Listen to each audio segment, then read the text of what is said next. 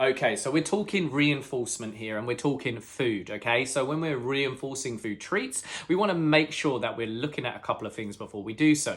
We want to make sure they're not too big, not too high in fat or calorie, and we want to make sure it's something exclusive to that training session. The reason being is the more exclusive it is, the more the dog's going to want to work for it. So what do I want you to avoid, okay? So over-the-counter treats. So what I mean by this is high-colored, squidgy treats that come in a pack and can stay there for years. So what I want you to do is avoid those treats, head more towards things like chicken, ham.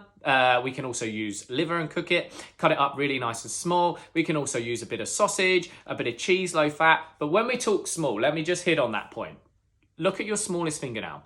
You want half the size of that fingernail when you give that dog their treat, okay? When you reward them, when you reinforce them for the behavior they just did. Half the size of your smallest fingernail. Think of it like you're going to a restaurant, a really nice restaurant. And the food, it's lovely, but you kind of leave a little bit hungry.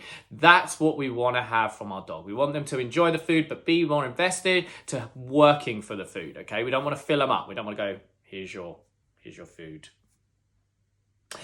So I hope this video is helpful. Make sure we're always sticking to low fat, low calorie treats, keeping them small and regular, and building up on our training slowly from the bottom will help pay paramount as we look to progress.